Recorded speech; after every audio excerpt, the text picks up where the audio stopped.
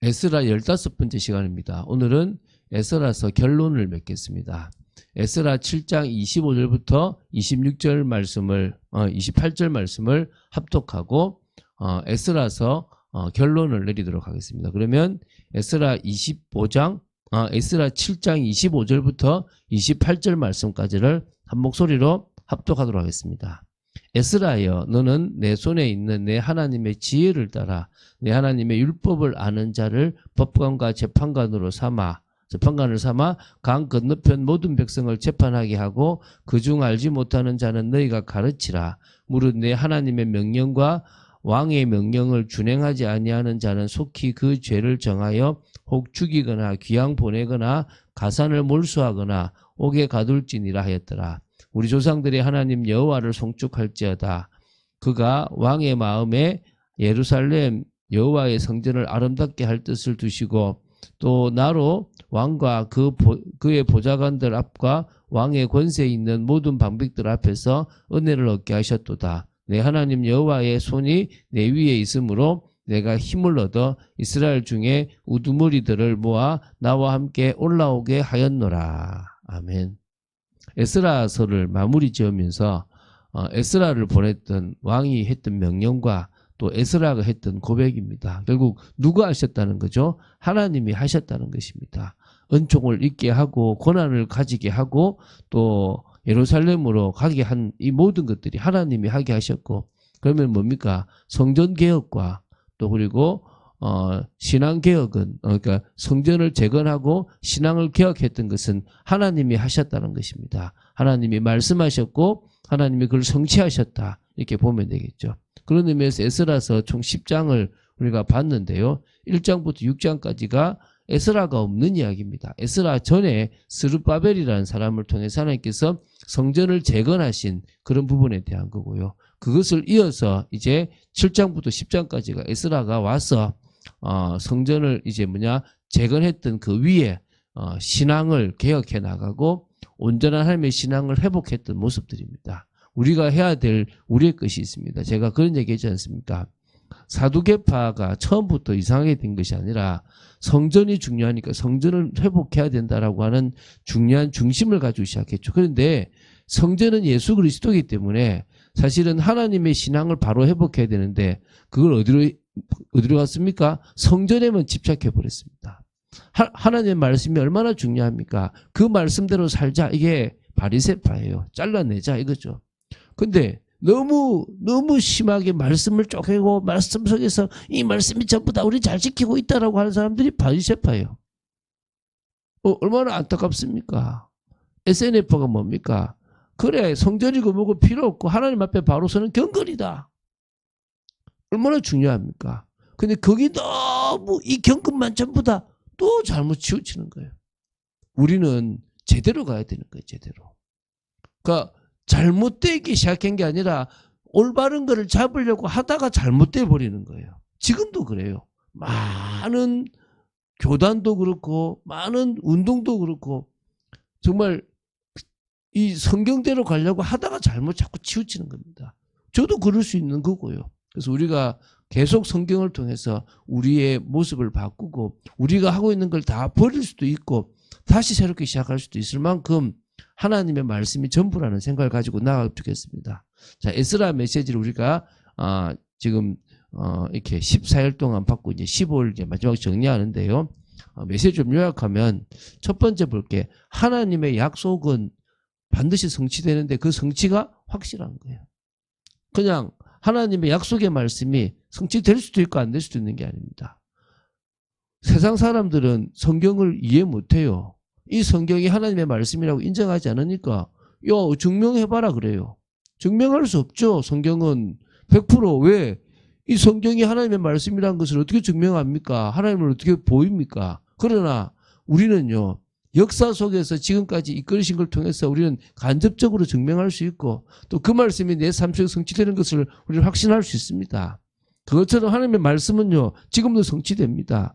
하나님은 예레미야를 통해서 이스라엘이 포로로 끌려가지만 70년 뒤에 다시 돌아와서 회복될 거다고 약속하셨어요.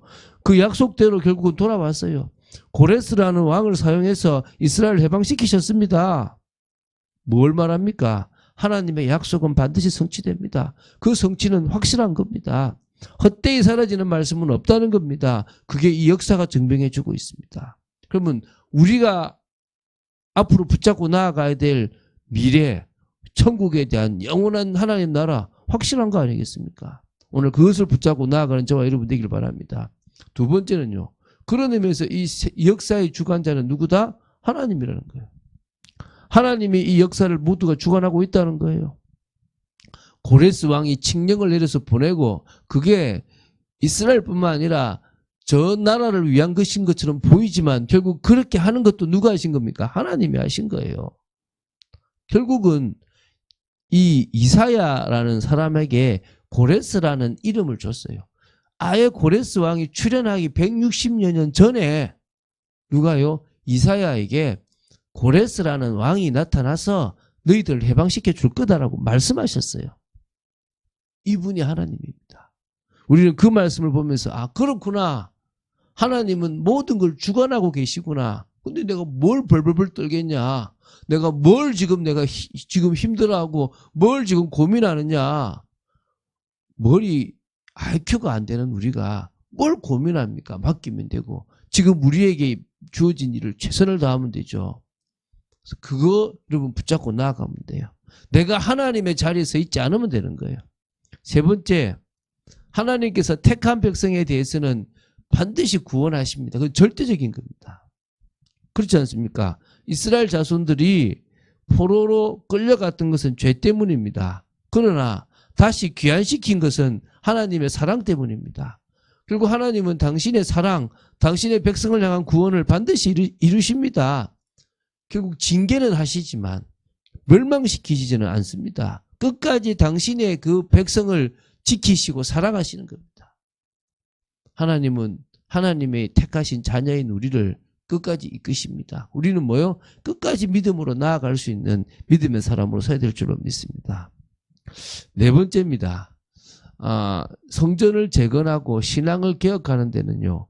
사실은 쉬운 것만은 아닙니다. 그냥 하나님이 다 열어주시고 쉽게 되는구나. 아니에요. 그 사람들이 그렇게 이야기를 했고 사실은 알고 보니까 하나님이 하셨다라고 고백하는 거지 그 과정 속에 참 힘든 일들이 많습니다. 저도 그래요. 한 주를 지나고 나면 참 피곤해요. 어떤 날은 오늘은 정말 잤으면 좋겠다. 이런 새벽에도 많아요. 사실은. 그러고 나서 하루 종일 멍할 때도 있고요. 어떨 때는 차 안에 기대고 잘 때도 있습니다. 또 어떨 때는요. 막 너무 화가 날 때가 있어요. 정말 밖에서 어떻게 저렇게 사람들이 바뀔까? 이것 때문에 화가 나고요. 어떻게 이렇게 교회를 무시할까 싶기도 하고. 또 어떨 때 우리 성도님들을 봐도 왜 저렇게 조금 더 믿음으로 나아가면 됐거든 왜 못 나갈까? 이럴 때도 사실 있어요. 그러나 나도 고집이 있고 나도 문제가 있는데 누구나 안 그렇겠습니까? 단지 뭐죠? 한 알의 밀알이 떨어져 죽으면 많은 열매를 맺는 것처럼 하나님 나라 이루는 일에 정말 역경도 있고 갈등도 있고 더 어려움도 있고 고난도 있지만 그걸 하나하나 넘어가는 게 우리 일이지 않습니까? 그 속에서 하나님이 또 새롭게 일하시고 우리의 그 중심을 보시고 문을 열어주시고 박혔던 걸 뚫어주시고 역사하시지 않습니까? 그래서 하나님 나라를 건설하는 데는 희생도 필요하고 결단도 필요하고 그래서 정말 아시겠지만은 내 아내와 내 자식들을 버려야 돼요. 그 사람들은 뭐요?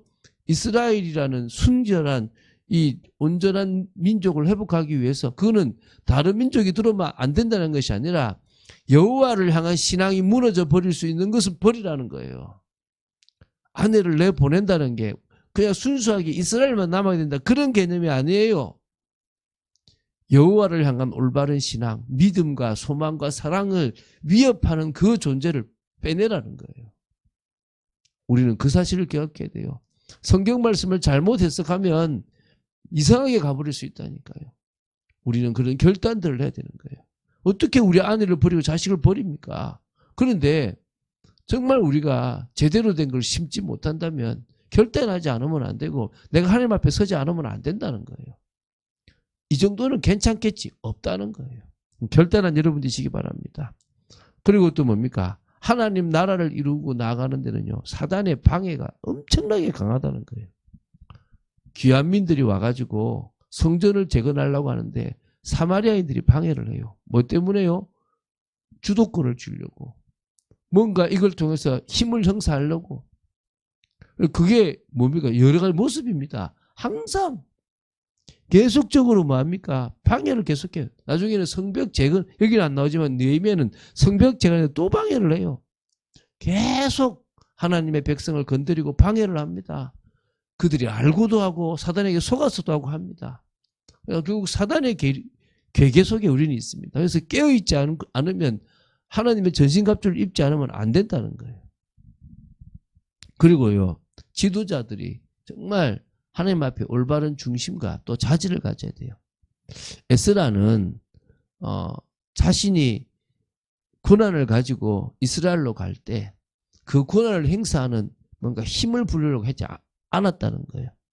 처음부터 끝까지 믿음을 가지고 하나님을 향한 올바른 신앙, 메시아 신앙을 회복하려고 했던 것이 전부입니다. 그런데 그 일을 하는데 그 고난을 가장 잘 하고 있는데도 뭐가 입습니까? 내부적으로 이방인과의 통혼이라는 심각한 문제에 부딪혔어요. 지적했습니까? 이러고 다 죽여! 이게 아니잖아요. 정말 슬퍼했습니다. 낙심하고 슬퍼하면서 막 떨리도록 울었습니다. 하나님 앞에 우리의 문제입니다. 우리의 죄입니다라고 기도했습니다. 그럴 때 하나님이 또 새롭게 문을 열어주신 것 아닙니까? 어찌 보면 우리가 영적 기도자라면 뭐 해야 됩니까? 우리의 문제입니다. 우리의 문제입니다라고 기도해야 될 줄로 믿습니다. 그럴 때 하나님이 그 부분에 역사하실 줄로 믿습니다. 우리가 그런 중심 있는 지도자로 세워져야 될 줄로 믿습니다. 그러면서 이제 마지막 택한 백성의 거룩한 삶입니다. 이게 무슨 말입니까? 이방인과 통혼하는 그들을 바로 잡았어요. 이방 여자하고 살면 안 된다가 아니에요. 그 이미 이방 여인들도 들어왔잖아요. 믿음 없는, 다시 말하면 여호와의 신앙을 위협하는 세력들이 계속 섞여 있으면 안 된다. 잘못된 그런 혼음 종교나 나쁜 것들이 들어와서 신앙 공동체를 파괴해서는 안 된다. 이게 뭐예요? 핵심이라는 거예요. 신앙의 순수성을 회복해야 된다. 베어내고 잘라내듯이 정말 하나님 앞에 바로 서는 신앙의 모습을 갖춰야 된다. 이거예요. 지금 우리가 오전 예배 때도 계속 성경 말씀을 보는데 여러분들에게 쉽게 떠먹여 주려고 하지 않고 여러분 보고 이 말씀으로 돌아오라고 자꾸 하는 이유가 여러분이 예배에 집중하고 내가 은혜 받으려고 해야지 뭐 좀 가만히 있으면 떠먹여 주겠지 이 생각하지 말라는 거예요.